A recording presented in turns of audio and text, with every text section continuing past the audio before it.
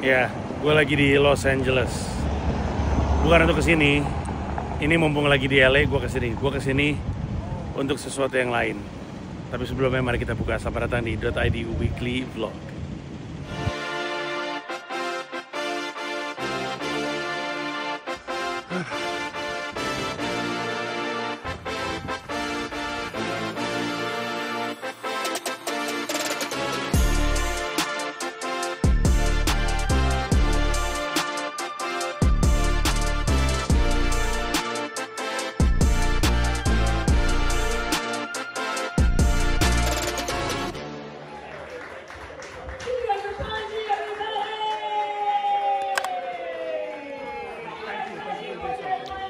Oke, ini adalah minggu yang ramai dengan momen.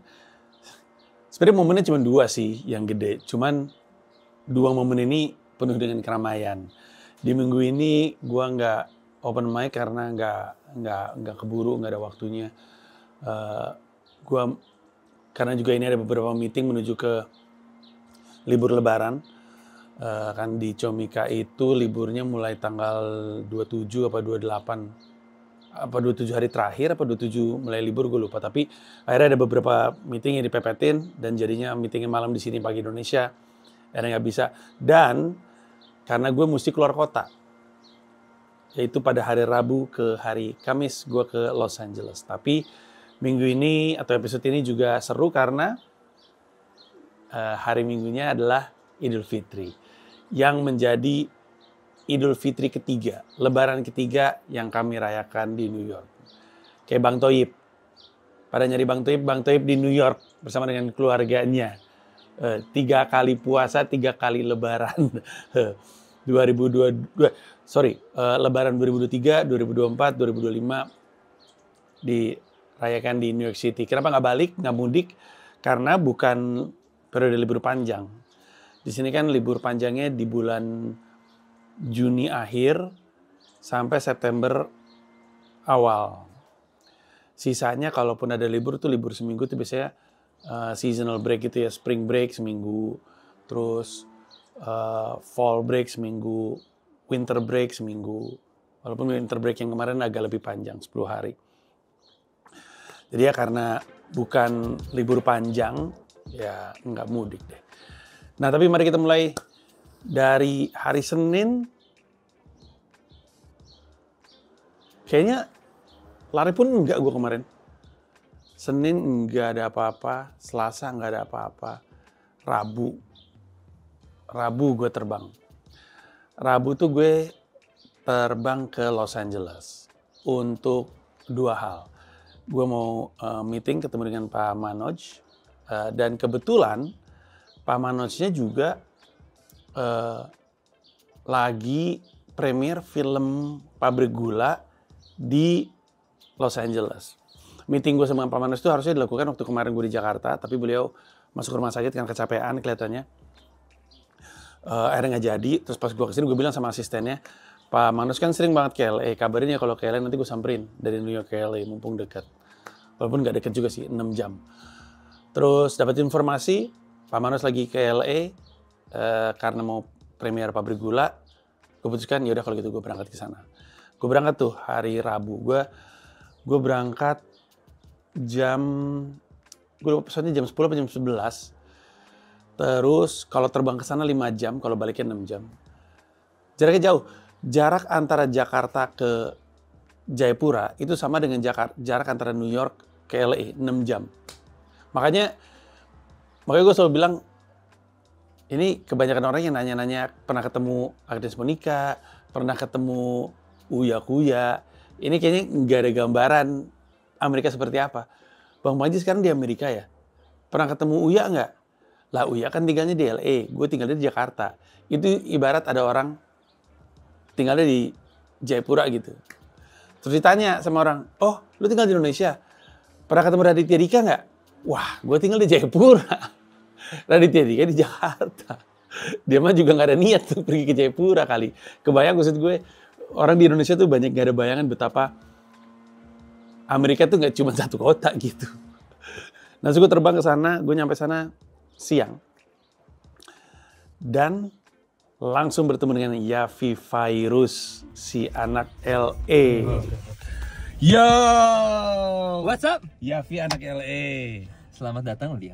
Panji anak New York, tapi dua-duanya anak Jakarta. Hey, itu dia. Ngeri. Thank you lah for coming. Lo dengan senang hati, man. How's life? Life has been good, Life's you been know. crazy a been couple of good. months. Yes. Sempat viral Anda ya? Salah tempat dan apa namanya? Wrong place, wrong time ya. Wrong place, wrong time. Ya, gitu deh pokoknya. Iya, wrong owner of the wrong house. Aduh, padahal niatnya baik. Niatnya baik. Apalagi coba kalau bukan untuk menginformasikan, tipis-tipis membantu kalau misalnya ada dana yang masuk. Exactly, and then thanks to you juga kita were able to, kita galang dana untuk beberapa korban di sini, apalagi yang WNI. Betul. Thank you. Sama-sama, men. Anak LA, gue rasa this is a tough time. Banyak charity komedi di sini, gue perhatiin. Yes. Galang dana juga. Yes. Banyak sekali charity komedi, terus konser musik. Pokoknya ya LA walaupun kelihatannya kayak kota gede nggak peduli satu sama lain, tapi kalau ada kejadian sesuatu, we come together, we come through dan segala macam. Sampai waktu itu tempat donasi they can't accept anymore gara-gara udah kebanyakan banget donasinya. I mean we're thankful dan we're gonna get back to to our feet. Ya. Untuk orang yang ngikutin gue dari lama mungkin ingat Yafi ini waktu tahun 2015, 2016 bantuin gue 2016 spesifik ke 5 kota. Satu hal yang pasti dari Yafi, rambutnya nggak pernah jelek. Rambutnya on point.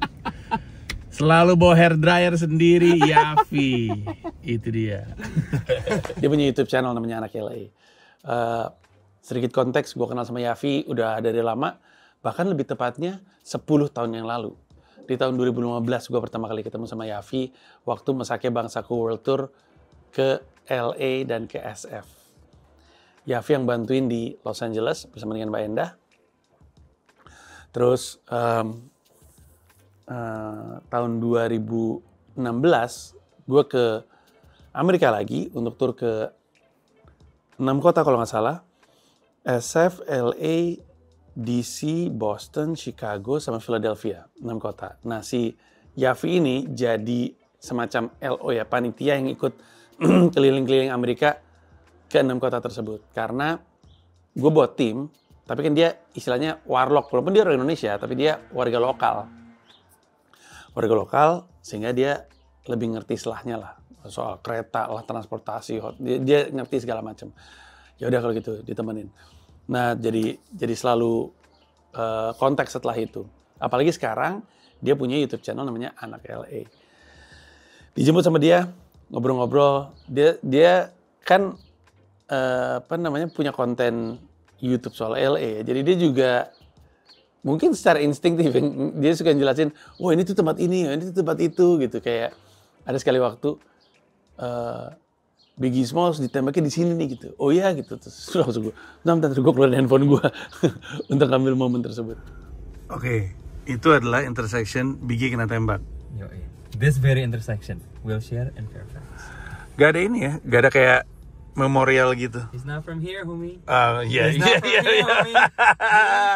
Facts, man. He's not from here. Iya bener. Yeah, but yeah, this is it right here. In the movie, it's taken shot. It was shot here too. Jadi di syutingnya persis di sini to commemorate that happening. Wow. Yeah. Itu udah ada kayaknya. Itu dari zaman dulu kayaknya. Tua gila tuh tempat. Terus dari situ karena gue puasa, terus waktu untuk ke gala premier masih ada 2 jam. Akhirnya gue putuskan, kita ngonten yuk, gue mau wawancara lu, terus dia juga mau wawancara gue untuk YouTube-nya dia. Akhirnya kami cari taman, gak jauh. Pokoknya antara hotel gue dengan venue-nya ada kayak taman gitu. Jadi kami ke hotel gue, terus gue check-in, hotelnya tua bener. Anjir. Ini kayaknya hotel yang dibangun Bung Karno masih hidup nih. Bangke. Cuman hotelnya itu juga dibilang strategi, ya mungkin strategis ya. Gue emang sengaja booking itu hotel karena dari hotel itu ke venue gala premiernya yaitu AMC di The Grove itu cuma 7 menit jalan kaki. Waktu gue masuk gue pikir ini tua banget ya ini di tempat ya. Terus pas buka jendela ternyata gue baru ngeh seberangnya itu kantor CBS. stasiun TV. Dan katanya Yafi, jalan di depan hotel gue itu kan ada jembatan penyeberangan, zebra cross. Zebra cross itu waktu itu dipakai BTS. Waktu BTS jadi bintang tamu di CBS, mereka tuh kayak ada satu rutin di mana mereka rutin itu maksudnya tarian ya, yang mereka lakukan di situ gitu. Dan kalau lu suka nonton Carpool Karaoke, siapa James Corden, itu tuh selalu muter-muter di daerah situ. Bahkan katanya si Yafi nggak tahu Nicki Minaj, nggak tahu siapa gitu yang nggak bisa nyetir, mereka nyetirnya di area parkiran CBS itu. Dan setelah dari situ terus kami ke taman. Di taman itu kami ngonten. Gua ngonten sama dia. Harusnya sih tayang di minggu ini. Hari Jumat kalau gua nggak salah. Judulnya Cara Cari Kerja di Amerika. Tonton aja, bagus. Sekitar 40 menitan. Kelar, terus gue ngisi untuk kontennya Yafi. Gue lupa yang di Yafi berapa durasinya. Baru kemudian kami jalan ke The Grove. The Grove itu kalau yang pernah ke Bandung dan pernah ke Ciwok, nah kayak gitu tuh. Tapi gede gitu. Jadi kayak satu wilayah, wilayahnya tuh ada kayak restoran, kafe, bar, ada bioskop. Kayak Ciwok kan. Walaupun gue gak tahu Ciwok masih ada atau enggak. Udah lama gak ke Bandung. Pas ke situ, gue sama Yafi ngeliat The Grove-nya, ngeliat AMC-nya, MC The Grove. Gue bilang, wah, tampaknya cukup oke. Karena bioskop Amerika kan busuk-busuk. Gue udah sering banget cerita. Bioskop Amerika tuh busuk-busuk. Nggak di New York, nggak di LA. Di LA juga bahkan gue pernah cerita, gue nonton bioskop sama gembel, bau banget sebelah kanan gue. Anjing, bau banget tuh gembel gitu. Terus, teman itu bagus banget. Bahkan itu kayaknya salah satu bioskop paling bagus yang pernah gue lihat di Amerika Serikat. Pas gue nyampe sana, gue langsung ngeliat, wah ini gala premiere film Pabrik Gula. Pabrik Gula ini adalah film horornya MD Pictures yang datangnya IP-nya tuh dari Simple Man. Simple Man ini adalah yang waktu itu juga bikin thread viral yang pada akhirnya difilmkan sama MD Pictures juga, KKN di Desa Penari. Kan fenomenal banget tuh. Nah, si Simple Man bikin thread lagi tentang Pabrik Gula. Itu difilmkan juga sama Pak Manoj. Tapi waktu gue datang, gue lebih kaget karena ada 2 stand up comedian yang hadir di Los Angeles, yaitu Benny dan juga Arif Alfiansyah. Gue tuh tahu Pabrik Gula tuh ada bintang, ada komikanya, ada 4 lebih tepatnya komikanya. Benny, Arif, Yono, dan juga Sadana Agung. Gue nanya sama Yono, dia ke Amerika atau enggak, karena informasinya adalah dari 2 komika, 2 dapat, 1 nggak dapat, 1 pending. Cuman Yafi nggak tahu nih yang dapat siapa. Pas ke sana ditemukanlah jawabannya. Ternyata yang dapat adalah si Benny sama si Arif. Gue ngeliat mereka ada di LA itu gue bangga banget. Happy gitu ngeliatnya. Nyampe Amerika gitu, mereka nyampe LA. Lucu banget karena gue itu pertama kali kepikiran mau mendirikan Comika tuh memang di Los Angeles. Gue sering cerita. Jadi tahun 2015, 10 tahun yang lalu, gue ke LA, terus untuk stand up Masaki Bangsaku, terus di venue gue, nggak ada ruang tunggu, jadi gue ngebadanin di belakang gedung, jadi ada exit gitu. Pas gue keluar, gue baru sadar bahwa ternyata venue-nya gue itu tegak lurus sama tulisan Hollywood sign. Terus gue, termenung gitu. Wow, kok bisa ya orang yang SD, SMP, SMA ranking paling bawah ini kok bisa nyampe LA karena karirnya. Gue mau ngomong bahagia, iya, tapi terus saat itu gue pikir kayaknya gue lebih bahagia kalau lebih banyak komika bisa nyampe di level seperti ini. Terpikirlah untuk membangun Comika, untuk membantu komika bisa hidup dari karya, dan cara untuk bisa membangun itu atau mencapai itu adalah dengan membangun industri stand up comedy di Indonesia, yang mana itu jadi tanggung jawabnya Comika, atau lebih tepatnya itu jadi misinya kami lah. tanggung jawab bersama, tapi itu misi kami. Teman-teman yang lain yang wirausahanya serupa dengan kami kan misinya nggak bikin komika hidup dari karya, misinya nggak membangun industri. Itu yang kami ingin lakukan. 10 tahun kemudian ada 2 komika, walaupun mereka sebagai komika ya, maksudnya sebagai aktor ya, tapi kan kalau bukan karena stand up, mereka nggak punya leverage untuk kemudian bisa jadi aktor. Makanya Benny nanya, Mas Panji bangga nggak? Gue bilang bangga banget ngeliat kalian berdua. Nah, ini ada 2 komika yang diterbangkan ke Los Angeles. Respect. Terima kasih Bang Panji sudah membukakan jalan para founder. Tuh, mau diwawancara kayaknya lu pada ya? Iya. Bukan berkat para founder tapi nggak usah, ini Bang Panji ya. Yono sama Sadana Agung nggak datang karena katanya disabotase sama kalian. Enggak. Iya. Buki. Budgetnya dialih ke Buki semua.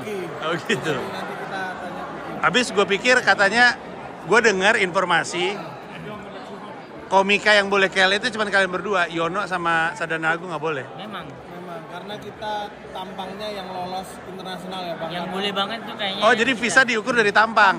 Mungkin Bang Panji udah sering, tapi kalau bagian itu kayaknya belum tahu ya Bang. Iya. Panji agak kurang pengetahuan di bagian itu. Betul. Karena saya orang dalam. Iya. Dulu tempat tinggal saya itu benar-benar di KBRI itu. Bukan KBRI ya Bang. Kalau di sini KJRI. KJRI. Di sana di apa? Kedubes. Kedubes itu rumah saya dulu di dalamnya. Lantai 2. Kan katanya lantai 2 kan banyak cerita-cerita. Katanya bakal saya pakai bahasa Inggris ntar di dalam. Bang, jangan Bang, wawancara aja. I'm confused ya, gitu. I'm confused ya. My name is Benny. You can call me Benny. Bang, aku mau nanya boleh nggak Bang? Boleh. Mau nanya. Ini kan stand up membawa orang-orang, nggak cuma aku sama Arif, banyak banget nih sampai kejadian-kejadian yang nggak masuk akal. Premier di LA terus banyak kali itu. Sebagai founder, Bang Panji mewakili, perasaannya gimana? Bangga. Beneran bangga nggak? Bangga sekali. Kayak ini bukan nasib Bang Panji sendiri. Bang Panji, Rian, Ernest. Gue cerita ya, 10 tahun yang lalu, ini bener gue nggak bohong, tadi gue bisa ngomong sama Yasmin, 10 tahun yang lalu gue turun di sini, di LA. Terus gue terpikir, kayaknya gue akan lebih bahagia kalau lebih banyak komika bisa ke LA. Ini ya. Jadi akhirnya kalau gue sih waktu itu, akhirnya gue dirikan Copika, tapi 10 tahun kemudian, komika-komika ini datang ke LA untuk karir film mereka. Jelas gue bangga. Tapi katanya lu nyari nasi dulu. Dia nggak bisa boker di sini. Boker Bang, parah Bang, susah banget Bang. Bikin malu. Terus gue bilang, awas kalau nggak lucu lu di filmnya, gue banting. Terus masuk, gue dibeliin minum sama makan karena buka puasa bakal di dalam. Buka puasa kan jam 7.12 atau 7.15 gue lupa. Dan film bioskopnya mulainya jam 7 kalau gue nggak salah. Gue masuk, terus pertamanya gue duduk di kursi, ternyata itu kursi Pak Manos, tapi gue duduk di situ. Pak Manos yang nyuruh, dia bilang kamu nonton kan? Gue bilang, Pak tapi saya beneran takut horor ini. Gue nonton aja kata dia. Terus disuruh duduk di kursinya dia. Terus gue ngeliat tuh, acaranya dibuka sama dibilang distributor mungkin kurang tepat ya, tapi yang pasti ini adalah pihak yang menjajakan atau ngejualin filmnya Pak Manoj, filmnya Indie Pictures ke distributor-distributor di Amerika Serikat. Atau mungkin ya distributor-distributor di Amerika Serikat. Namanya ISTN8 kalau nggak salah, ISTN8 kalau gue nggak salah ya. Dia bilang misinya dia, ini ada kayak 3 orang Asia gitu, orang Amerika tapi berdarah Asia. Dia bilang misinya mereka adalah mencari karya-karya sinema Asia untuk dipasarkan di Amerika Serikat. Yang mana itu adalah bisnis yang cermat, karena seperti yang kita tahu ada banyak banget film-film Asia yang udah siap sebenarnya untuk didistribusi ke Amerika Serikat. Utamanya horor, karena kan Asia kan kuat banget ya. Mau itu dari Jepang, mau itu dari Thailand, termasuk dari Indonesia, horornya itu kuat. Nah, mereka ngebuka acara, terus mereka manggil Pak Manos, terus Pak Manos dan cast-nya pada datang, terus dipersilakan untuk nonton. Nah, pas mau nonton, Pak Manos duduk di sini kan, terus gue dikasih tempat duduk. Panji duduk deket pemain aja. Muter lah gue ke barisan paling atas.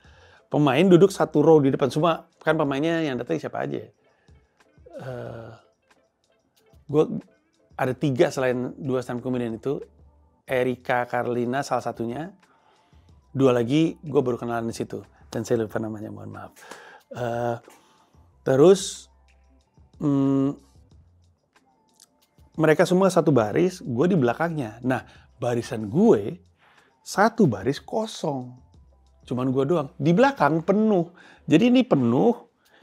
Di belakang gue penuh, barisan gue kosong. Bener-bener kalau gue nengok sana tuh gak kelihatan apa-apa. Mulailah gue nonton film itu. Gue mau jujur, sekitar 15-20 menit gue keluar. Karena gue takut. Ini film ya. Gue belum ngerti ceritanya tentang apa. Dia belum settle untuk menceritakan ini film tentang apa. Karena gue gak baca review, gak baca teaser, atau gue gak baca apa-apa. Gak lihat trailer pun. Ngapain lihat trailer film horor? Orang gue gak suka horor kan. Terus tiba-tiba udah langsung ditakutin di depan. Belum juga jelas ceritanya. Cerita itu kurang lebihnya adalah ada sebuah pabrik gula. Di mana setiap berapa bulan sekali mereka tuh narik karyawan lepasan dari desa lain, dari kampung lain. Jadi film itu dibuka dengan ada truk banyak banget yang ngangkut orang kampung gitulah untuk berangkat ke pabrik gula. Dari awal scene-nya, gue udah bingung sama shot-nya yang Awi buat. Gue bisa membayangkan sih kira-kira gimana, tapi gue nggak tahu pasti apakah bener kayak gitu atau enggak. Nanti lu tonton sendiri filmnya. Jadi filmnya itu dimulai dengan ada truk kayak lagi mogok gitu. Terus si kayak koordinatornya ngomong, ayo cepetan, pakai bahasa Jawa. Cepetan, ini kita kalau nggak terlambat nih. Terus, jadi ini shotnya nih. Shotnya nih ya. Shotnya, ini ada orang lagi benerin. Sebelah sana tuh ada si koordinator tersebut. Terus shotnya gini, mundur.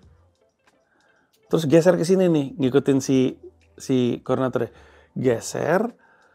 Terus koordinatornya naik, nih. Terus dia langsung ke belakang truk gitu ya, ini belakang truk gitu. Koordinatornya naik, pemain naik, kameranya naik ke atas nih. Terus kameranya maju terus ada di antara penonton, di antara orang-orang. Terus kameranya muter ke arah belakang, karena ada yang datang terlambat. Aku terlambat, tunggu aku. Terus dia naik, terus dia kesini lagi. Terus truknya jalan, kameranya diem. Terus gue mikir, ini pakai apa ya? Kalau pakai handheld terlalu smooth. Kalau pakai Ronin tapi gerakannya dinamis. Kalau pakai drone tapi jenis kameranya bukan kamera drone itu. Lalu bisa ngeliat karakter dari karakter gambarnya, lu tahu ini kamera apa gitu kan. Itu bukan kamera drone. Jadi gue bingung itu untuk sebuah film horor. Estetika yang Awi suguhkan itu goes above and beyond. Kayaknya emang standarnya emang oleh Awi itu pengen dinaikin gitu ya. Horor itu jangan cukup puas dengan hanya jump scare gitu atau penampakan gitu. Bisa kali film horor tapi bagus juga gitu secara production value gitu, kurang lebihnya kayaknya ya. Karena pas gue liat, baru juga adegan pertama udah impresif. Nah terus mereka dibawa ke pabrik gula. Nah di pabrik gula itu mereka dikasih tahu ini aturannya. Terus salah satunya adalah kalau udah jam 6 harus berhenti kerja. Itu namanya zona kuning. Semuanya harus berhenti kerja, nggak boleh ada yang kerja sama sekali. Terus jam 8 atau jam 9 itu namanya zona merah. Semuanya harus ada di dalam lojinya masing-masing, di dalam lodge-nya masing-masing. Nggak boleh keluar-keluar. Nah, belakangan ketahuan bahwa alasan kenapa itu pabrik gula itu kerjanya narikin karyawan lepasan dari kampung lain, karena orang dari kampung sekitar nggak ada yang mau. Karena waktu itu pernah ada kebakaran. Ninggoy semuanya. Mereka lah hantunya. Itu dia kurang lebihnya. Tapi belum sampai gue ngerti, itu udah ada. Baru mereka nyampe, masuk ke dalam loji masing-masing, udah ada penampakan. Dan ada satu ya.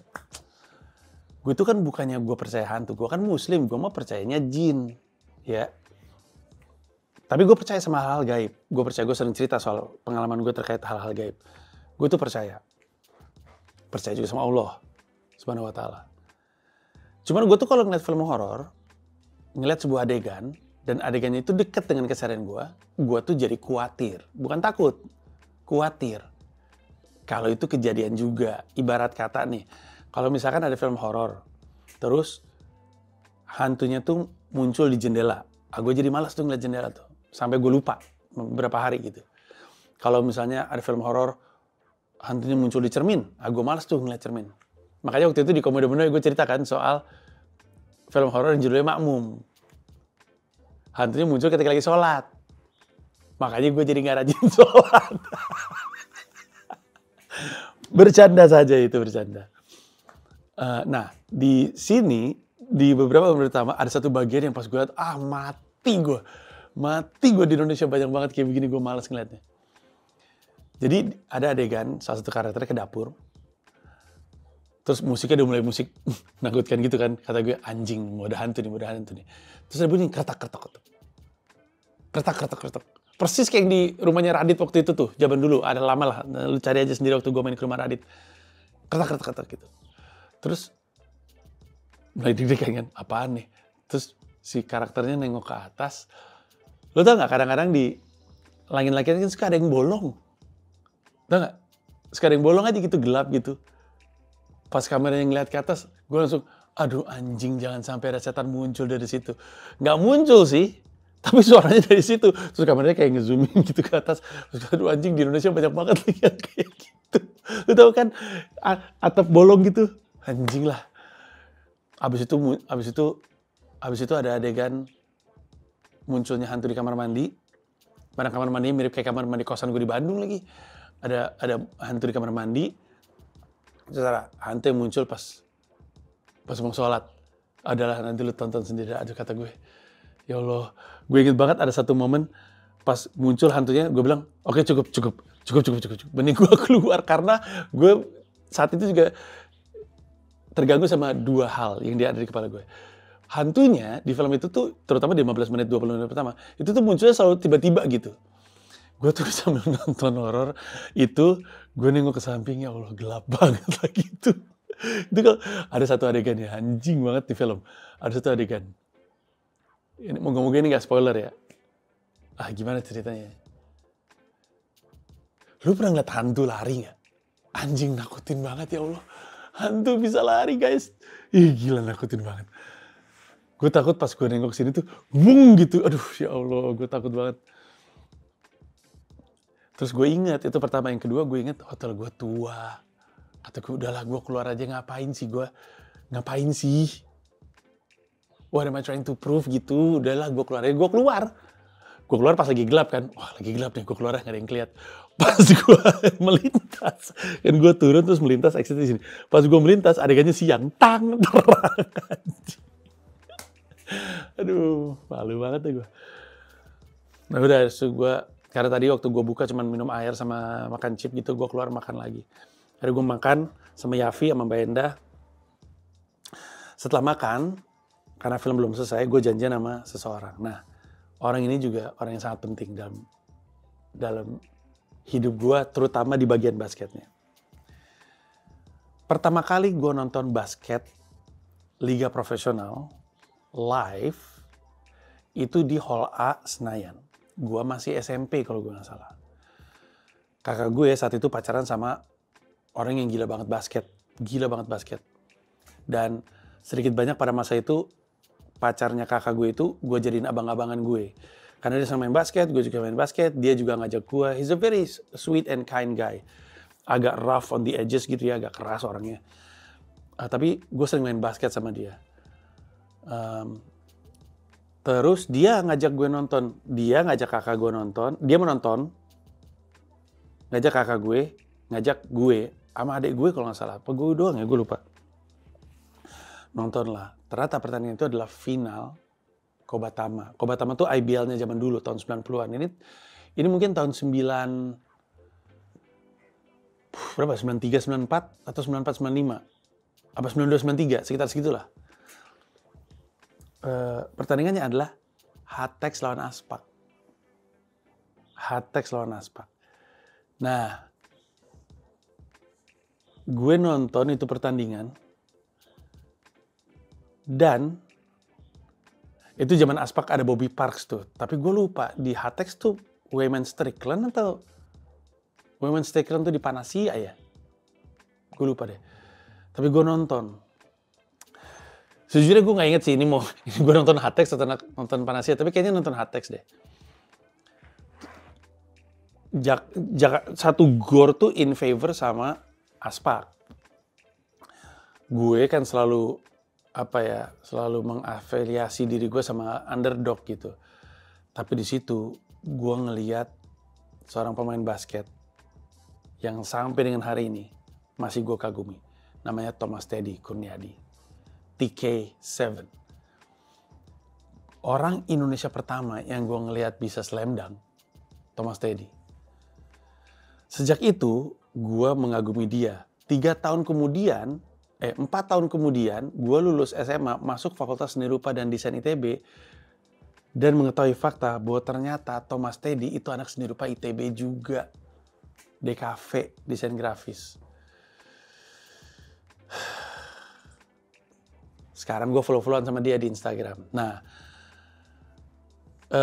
karena gue sering follow-followan sama dia di Instagram, terus gue kalau klip basket, posting klip basket suka ada dia muncul di kolom komentar. Gue juga berapa kali posting klip gue lagi pakai jersinya dia. Gue punya 2 jersinya dia, yang putih sama yang merah. Tapi sayangnya nggak gue bawa kemarin, gue lupa lagi. Damn. Tapi intinya gue dititipin sama teman dari Bandung yang bikin kartu basket gitu, General Deck namanya. Terus ini adalah vendor yang juga bantuin bikin kartu collectibles The Founders waktu bulan Juli tahun lalu kalau masih ingat. Dia bilang dia bikin kayak kartu basket tapi untuk Thomas Teddy, tolong bawain. Bayangin itu dari Juli 2024. Apa 2023 ya? 2024. Ya 2024. Baru bisa gue anterin kemarin tuh gue ke LA. Gue janjian sama dia, gue ketemu sama dia di tempat makan itu. Gue starstruck, saking starstrucknya, gue lupa mau minta tanda tangan di kartu basket dia yang gue punya. Lupa gue, tapi kami sempat ngobrol-ngobrol, gue happy banget. Guys, ini bersama dengan gue adalah legenda, ini legit legenda basket Indonesia, bukan legenda olahraga. Thomas Teddy, such an honor, man. Finally, I can bring this to you. Show it to the people. Wow, look at this. See what we got. Terima There kasih. you go. Sama-sama. Thank you. Look at this young TK7. That's wild. Yeah, Oh, we got Kobe in the back. Yes. Mamba forever. Mamba forever. Jadi historinya adalah, ini ada beberapa hal yang membuat gue sama TK7 ini dekat sekali. Pertama, kami memang follow-followan, satu. Kedua, gue nonton waktu beliau main, itu Hall A ya, Hatex. Oh dia. Hatex Aspak, Kobatama. Kobatama. Iya. Finals. 94. Yes. Hall A kan? Yes. I was fucking there. I saw you, legend. Thank you, Gila. man. Abis Thank itu you. belakangan gue tahu ternyata gue satu kampus, satu alma mater, Fakultas Seni Rupa dan Desain ITB, ini senior Bandung. gue Bandung. ITB, yes. Gila, respect. Thank you so much for coming. Terima kasih bro. Sama-sama. Yeah. Sama-sama. Respect. You the man bro. You the man. New York, LA. Dia cerita sesuatu yang sangat inspiratif untuk gue. Dia bilang, hebat juga lu ya, ninggalin Indonesia dengan semua itu, terus pindah ke New York, mulai lagi dari awal, kata dia. Terus gue bilang, iya sih, tapi berat banget sih harus gue akuin. Terus dia bilang, kurang lebihnya kayak gini ya, gue paraphrasing nih, tapi kurang lebihnya dia bilang gini, jalanin aja, antepin aja, apapun kendala yang lagi lu lewatin, ya lu jalanin aja, terus aja, just be there, just do it, just hustle gitu. Dia cerita sama gue, karena kata dia, kadang-kadang tuh kita nggak tahu kesempatan tuh datang begitu saja. Kita lagi ngelakuin sebaik yang kita bisa. Terus nanti kesempatan datang. Dia cerita bahwa dulu itu, waktu dia juara di pertandingan yang gue tonton itu, dia itu sebenarnya bukan pemain inti, bukan starting five. Cadangan ke-8 kalau nggak salah dia bilang. Nggak pernah dipercaya untuk main di starting five. Tapi kemudian di musim itu, shooting guardnya kalau nggak salah cedera dengkul karena udah cukup senior. Nah, ownernya Hatex tuh sayang sama Thomas Teddy. Ketimbang nyari pemain lain, Thomas Teddy lah disuruh ke pelatihnya untuk masukin dia ke starter. starting lineup. Tengah musim dia main di starting lineup dan akhirnya nyampe final dan akhirnya juara. Dia bilang, waktu itu tuh gue dibilangin sama orang tua gue, lu cuma punya 3-4 tahun untuk basket. Setelah itu tinggalin itu, kuliah di luar negeri kata orang tuanya. Karena dia tahu dia cuma punya 3-4 tahun, dia langsung total. Legenda yang mengatakan bahwa Thomas Teddy dulu tuh kemana-mana bawa backpack isinya pemberat, batu atau pemberat gitu, apa kayak ya pemberat lah pokoknya. Itu cuma gosip yang gue denger. Gue denger itu waktu gue kuliah. Lu tahu nggak Thomas Teddy itu dulu kemana-mana bawa tas isinya pemberat gitu, kuliah dan segala macamnya. Kata gue, oh, emang iya. Gue konfirmasi langsung dari orangnya bilang itu beneran. Nah terus dia intinya bilang, gue tuh pengen bilang sama lu bahwa apapun yang lagi lakukan sekarang, sebagaimanapun beratnya dan sebagaimanapun ada halangannya, ada aja kendalanya, lakuin yang bisa lakuin, dan ketika lu bisa lakuin yang terbaik. Karena ketika kesempatannya tiba, lu akan siap. Gue bilang, siap legend. Saya turuti. Udah akhirnya kami berpisah. Gue balik lagi ke premiernya. Habis itu setelah itu kami pindah ke after party-nya di rumahnya Pak Manoj yang ada di LA. Rumahnya Pak Manoj yang ada di LA mewah sekali.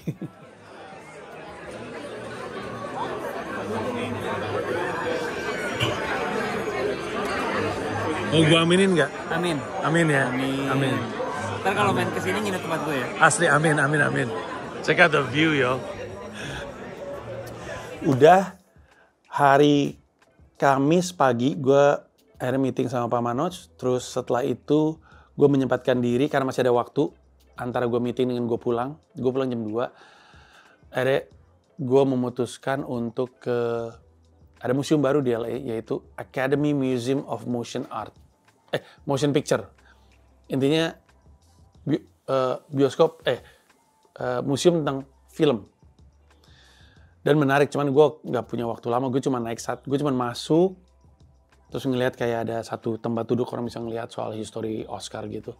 Terus naik satu lantai yang gue ulik dari 3. Intinya sih, kalau lu suka film, harusnya lu suka museum itu, karena saat itu lagi ada eksibisinya Bong Joon-ho.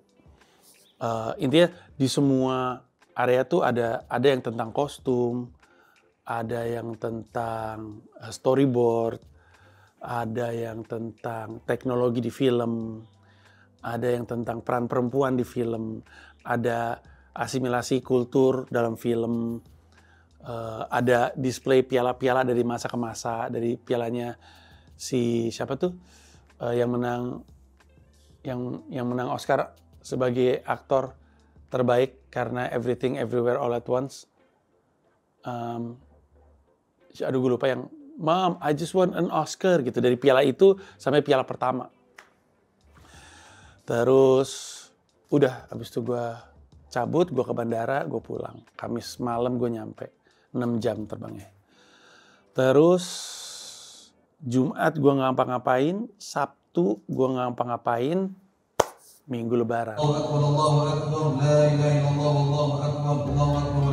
Udah 3 kali ya, udah 3 kali Lebaran. Lebarannya Amerika lebarannya Amerika tuh selalu 1 hari lebih dulu. Aneh padahal kan ya.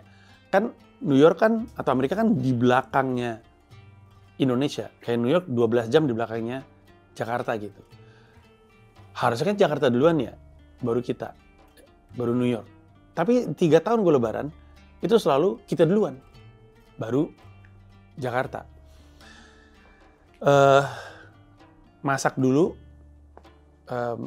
Gua Dipo, Sira cuma bantuin dikit, tapi gua Dipo bantuin Mila untuk masak, motong-motong, pokoknya gue bikin bumbu halusnya, siapin bumbu cemplungnya. Kami masak ketupat, tapi ketupatnya di Tupperware gitu, karena nggak ada janur kan. Ketupat, rendang, opor ayam, sambal goreng ati, sama satu lagi sayur tahu gitulah. Karena mulainya baru jam 9, Selesainya jam 5 pagi tuh masak. Gue ada satu video lagi ngeliatin meja yang berantakan dengan bahan-bahan. Di jam kelihatan tuh jam 1:30. Selesai itu jam 5, apalagi masak rendang kan. Jadi ngantuk gila tuh. Selesai masak, tidur dulu sebentar, bangun-bangun tuh mepet. Bangun-bangun mepet, terus kami untuk kali pertama Jumatan di masjid dekat rumah. Biasanya kan selama 2 tahun berturut-turut, Jumatan, sholat id. Sholat idnya di masjid dekat rumah. 2 tahun berturut-turut, 2023, 2024 itu sholat idnya tuh di masjid Al-Hikmah. Itu masjid komunitas Indonesia di Astoria, Queens. Iya, di Astoria kalau nggak salah. Nah kali ini kami nyari yang dekat. Ada masjid sebenarnya. Masjid terdekat dari rumah kami itu namanya Dar Al-Taqwa. Cuman 12 menit naik bis, setengah jam jalan kaki. Kami naik bis, terus menjelang ke masjidnya makin banyak orang, terus sholat id di situ. Sholat id di situ, pas keluar-keluar, seperti biasa ada bagi-bagi makanan dan bagi-bagi minuman. Gue nggak ngambil makan, cuma ngambil kopi aja. Dipo ngambil teh. Terus sempat ketemu sama keluarga Indonesia juga. Gue pernah ketemu, terutama sama bapaknya, sama suaminya. Karena rambut putihnya itu mudah diingat. Dia waktu itu nonton 10,000 Hour New York. Gue bilang kayak Ganjar kata gue. Rambutnya. Terus ngobrol bentar, terus sudah kami pulang. Rasa kayak pemburu mau ngawinin orang nih. Nah, abis pulang, kami terus makan makanan yang dimasak. Abis itu, maksudnya berlebaran sama Mila di Posyira, terus makan. Terus abis itu jam 11:30 sampai jam 12 kurang seperempat, kami berangkat ke rumahnya, ada orang Indonesia namanya Teddy sama Gali. Kalau lu ingat beberapa episode sebelumnya, dua episode sebelumnya atau 3 episode sebelumnya, gue lupa, nanti Adit yang munculin aja. Gue bukber, buka puasa bareng di rumahnya Teddy sama Gali. Kemarin kami lebaran ke situ karena Teddy-nya masak lagi dan masakannya selalu nikmat. Sempat makan, ngobrol-ngobrol, bersenda gurau. Terus habis itu kami cabut karena tadi mau ke rumahnya Pinot sama Dita. Tapi mereka juga keluar ternyata, mereka keliling-keliling. Waktu di rumahnya Gali sama Teddy, gue sempat ketemu sama 2 anaknya.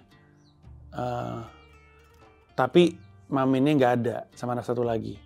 Karena gantian, jagain Papin. Nanti keluar, ya gitulah, plus-plus gitulah. Setelah dari situ, gue sama Mila sama anak-anak pergi lagi ke kota. Jadi kan gue kan tinggal di Flushing, ke Elmhurst untuk ke rumahnya Teddy sama Gali. Dari situ kami ke Manhattan untuk ke rumahnya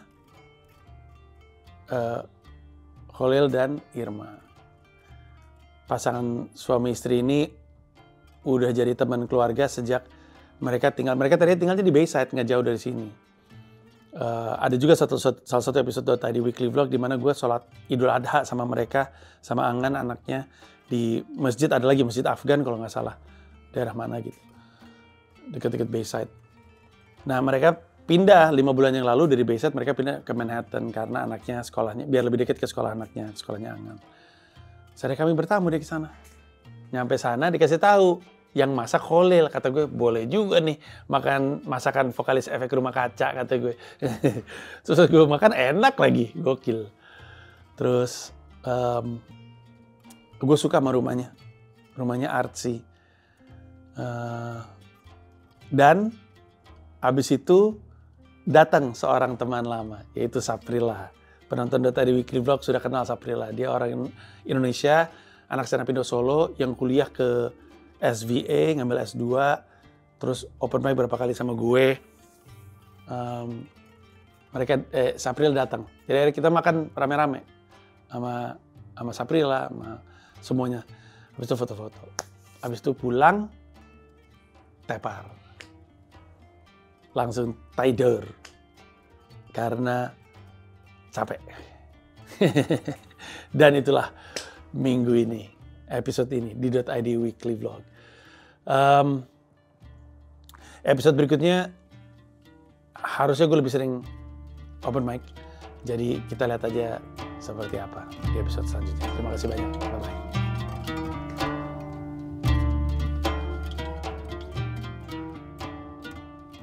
Gue lupa.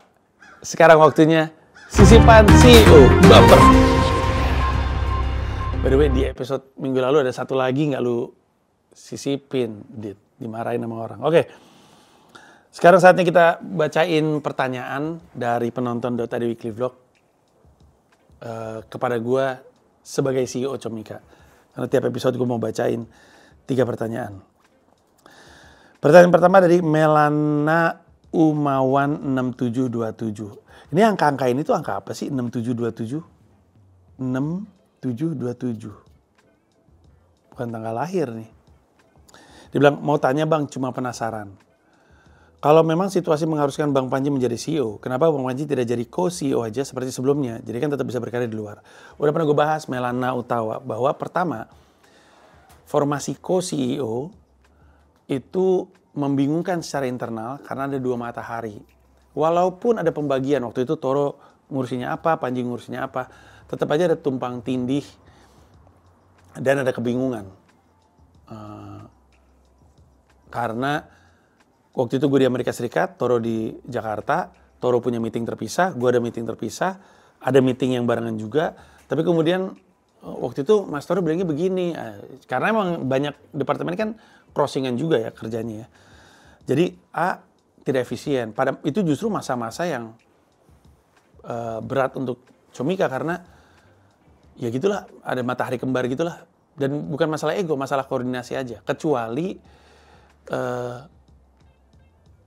dan lebih tepatnya waktu itu, gue sebagai co-CEO itu harus diakuin tuh lebih ke naruh nama aja biar stakeholder nggak panik ditinggal ke Toro. Sehingga di saat yang bersamaan orang juga ngerasa si Panji ini involvementnya gimana ya, karena Panjinya ada di New York gitu. Jadi gitu, itu nggak ideal ternyata. Yang kedua adalah, itu tidak menjawab pertanyaan investor. Investor pengennya gue yang CEO saja. Kalau ini mimpi lu yang megang. Karena kalau lu, gue percaya. Kalau orang lain, gue nggak percaya. Gue pernah cerita di episode sebelumnya. Intinya adalah mereka tuh percaya Panji karena mereka tahu kalibernya Panji ini seperti apa. Apa yang Panji sudah capai, mereka tahu. Orang kan banyak deh yang cerita investor itu sering invest ke orangnya. Gue percaya nggak sama nih orang? Orangnya bisa execute nggak? Orang ini bisa nggak mencapai apa yang dia katakan? Dia kenal Panji, dia kenal apa yang sudah Panji capai. Memang secara stand up comedy dan bukan secara bisnis. Tapi kaliber orangnya itu loh. Panji ini mungkin nggak ngerti bisnis, tapi Panji bisa belajar bisnis. Tapi nggak semua orang yang bisa bisnis, kemudian kalibernya bisa jadi kayak Panji. Kebayang maksud gue? Itu jawabannya. Terus, ini ada pertanyaan dari Yudhistira Gareth. Mas Panji, salam kenal. Pertanyaan saya untuk Mas Panji terkait Comika. Apa yang membuat Mas Panji tidak ingin mempertahankan bootstrapping dengan adjusting business model? Karena seperti yang kita tahu, kalau aiming investment, maka kita harus siap mengejar growth. Bukankah too fast to grow kali ya, akan bisa berdampak tidak baik dengan company nantinya. Melihat kecenderungan VC selalu orientasi adalah growth, we know Mas bahwa habit startup atau tech company di Indonesia seringkali dengan terpaksa over-glorify growth di bawah tekanan. VC nggak membuat perusahaannya beneficial pada akhirnya dan sering hanya menghabiskan investment. Bukankah banyak perusahaan bootstrapping di Indonesia yang tetap mampu berkembang dengan growth yang slow but sure dengan running bisnis sesuai dengan kapasitasnya? Example Tuku. Anyway, thanks Mas. I hope I'll see you soon in the States. Iya, Tuku. Terus kemarin gue belajar soal Ombe Coffee. Ombe Coffee juga gitu. Dia pelan, nggak exponential secara growth, dan bootstrapping nggak pakai outside investment. Walaupun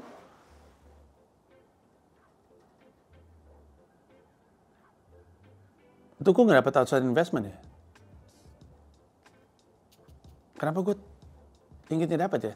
Tapi poinnya kan gini. Lu kan bilangnya gini. Kalau aiming investment, maka harus siap untuk mengejar growth. Bukankah too fast to grow akan berdampak tidak baik dengan company? Kuncinya sih too fast. Tapi kalau fast to grow, tapi dengan skala pertumbuhan yang kami ukur, yang kami desain, harusnya sih nggak jadi masalah ya. Karena gini, gue lanjutin dulu. Habit startup atau tech company di Indonesia sering over glorifying growth yang membuat perusahaannya nggak beneficial. VC itu memang selalu bertanya dalam 5 plan lu seperti apa, berapa lama lu mau mencapai itu. Dan memang ada nggak perubahan juga sih, masih sama aja. Waktu masih zamannya Pak Daniel, bersama dengan gue, kami tuh selalu bilang bahwa Comika itu menargetkan perusahaan ini untuk IPO ready 5-8 tahun lagi. IPO ready itu bukan berarti kemudian kami pasti IPO. Tapi semua yang sudah dicapai sama perusahaan ini membuat dia ready untuk IPO. Granted bahwa memang ada banyak banget perusahaan di Indonesia tuh pembukuannya diutak-atik biar kelihatan ready untuk IPO. Atau bahkan perusahaan ngerugi juga IPO digosok-gosok biar naik nilai sahamnya. Kita nggak mau pengen kayak gitu. Kita nggak pengen kayak gitu. Gue cerita lagi. Target gue tuh cuma hat-trick Comika. Hat-trick Comika cuma punya 3 goal. Clean sheet, yaitu memperbaiki pembukuan kami. Score more, meningkatkan revenue kami. Dan juga margin profit kami. Dan climb the league, atau naik liga dari Liga 3 ke Liga 2 ke Liga 1. Ini ngomongin soal being better as a company gitu. Nah, dalam rangka itu,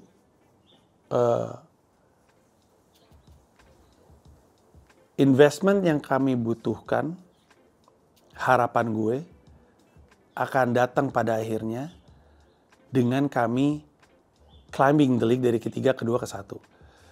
We want people to be excited with the company. We want people to know about the company. Gue ngomong apa adanya aja ya. Setelah gue jalan bersama dengan Pak Daniel sepanjang 2024, gue yang tadinya nggak familiar dengan fundraise gitu ya, jualan perusahaan ke VC atau ke investor, lama-lama menyadari bahwa jualan adalah jualan, tiket ataupun perusahaan. Karena kunci dari jualan adalah akan lebih gampang untuk jualan kalau dia tahu barangnya dan dia tahu reputasi dari barangnya. Jualan tiket stand up misalnya. Kok bisa sih Panji di tengah-tengah pandemi tahun 2020 lagi lockdown. Lockdown kan Maret ya, Februari akhir atau Maret awal itu lagi lockdown. Terus bulan Juni ya buka penjualan tiket.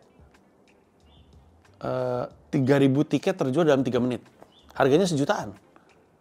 Kenapa? Karena reputasi dari brand Panji ini begitu dikenal. Gue nggak tahu sih masa depan Indonesia bakal kayak apa. Yang gue tahu, gue kalau nonton Panji selalu puas. Panji selalu deliver. Pegang. 2 tahun orang nahan duitnya. Tim tahan tiket itu 2 tahun. 2 tahun duitnya nggak usah refund. Gue nggak mau refund. Pegang aja duit gue. Pokoknya lu pasti jadikan gitu. Itu pasti karena kepercayaan terhadap brand Panji. Beda sama kalau misalnya ada IP baru, yang walaupun isi ada Panjinya, IP baru atau mungkin komika lain ketika jualan tiket, dan reputasi yang nggak terbangun, jualan itu susah. Nah perusahaan juga kayak gitu.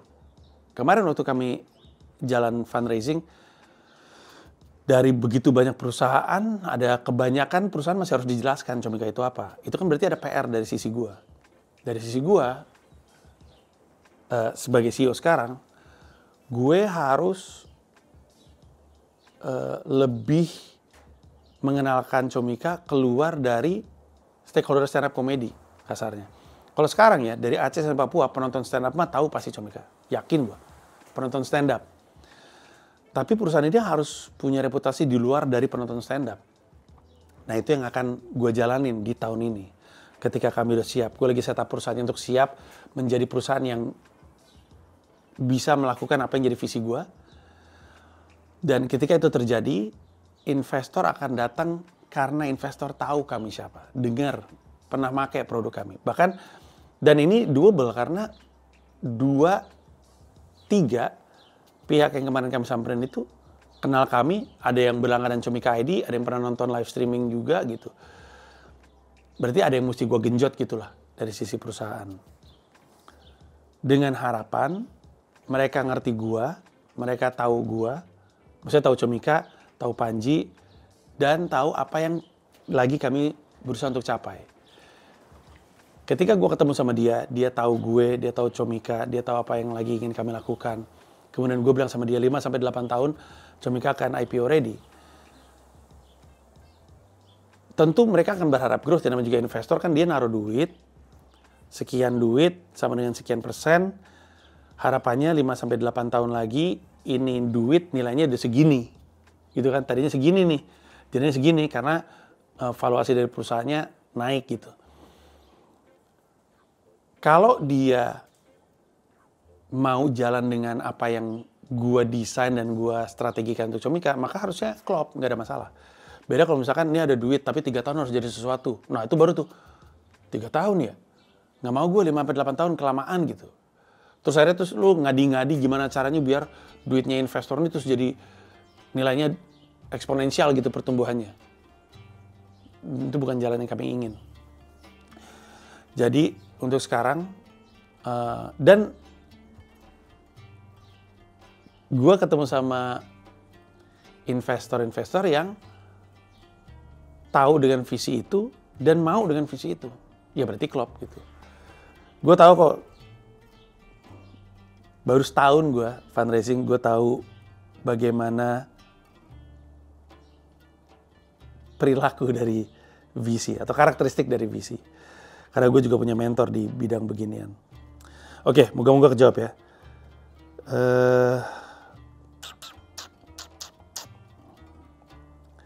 Ini banyak pertanyaannya bagus, tapi gue jawabnya gimana ya? Ini ada yang Gumilar Fems nanya apakah akan melantai di bursa, udah kejawab ya. Sebenarnya kan kalau lagi fundraising, salah satu pertanyaan yang mesti dijawab adalah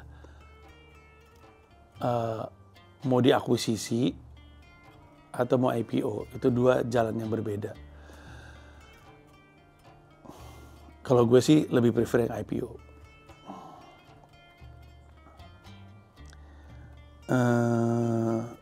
Gue jawabin aja deh, soalnya ini masuk ke forte Comika. IP.id Weekly Vlog ini bagian dari Comika nggak sih bang? Karena lu talentnya Comika juga. Atau IP dari talentnya Comika aja? Soalnya kayaknya beberapa talent Comika, IP-nya mereka kurang berkembang deh. Yang pasti bukan lu ya bang. .id Weekly Vlog adalah IP gue, bukan IP-nya Comika. Jadi IP-nya talent. Tapi ada talent yang bersama dengan Comika ngembangin IP.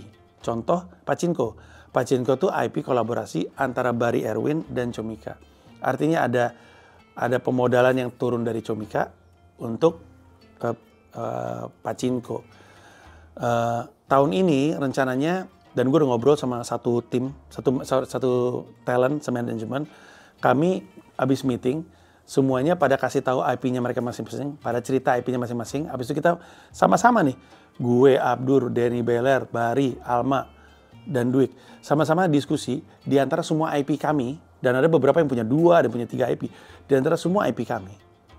Kira-kira IP-nya siapa yang mau kita pilih untuk jadiin fokus? Karena Comika hanya, untuk tahun ini, Comika hanya sanggup untuk mencoba untuk mengembangkan satu buah IP dari talent. Jadi ada IP-nya Comika, sama ada IP-nya talent yang mau dikembangin sama Comika. Akhirnya kami udah meeting, kami sepakat, lucu deh talent-talent gue nih.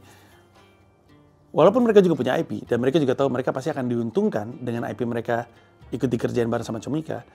Mereka kemudian benar-benar diskusi soal IP-nya, menurut gue IP-nya ini. Hangat sekali ngeliat pembicaraan mereka, dan akhirnya kami sepakatin. Nanti dilihat aja, lo akan tahu IP-nya siapa yang kemudian nanti kami kembangkan. Ya, itu dia.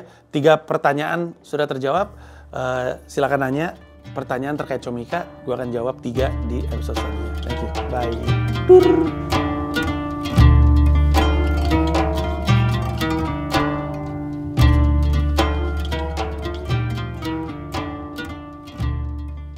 Terima kasih banyak udah nonton video YouTube gue. Mau mengingatkan bahwa di YouTube gue tuh ada membership program, di mana kalau lu jadi bagian dari member, lu bisa mendapatkan akses terhadap video-video eksklusif hanya untuk member yang nggak bisa ditonton oleh orang lain. Ada 3 level, paling murah adalah 1 paham Rp30.000 sebulan, kemudian 1 rasa Rp125.000 sebulan, lalu 1 jiwa Rp1,5 juta sebulan. Masing-masing ada manfaatnya sendiri, lu bisa cek di YouTube gue, tapi yang pasti dari level 1 paham, yang paling murah, lu bisa nontonin video-video gue stand up di New York, lu bisa nontonin konten Sila di mana gue beropini politik, dan lu bisa dengerin Siniar Hiduplah Indonesia Maya. Terima kasih banyak.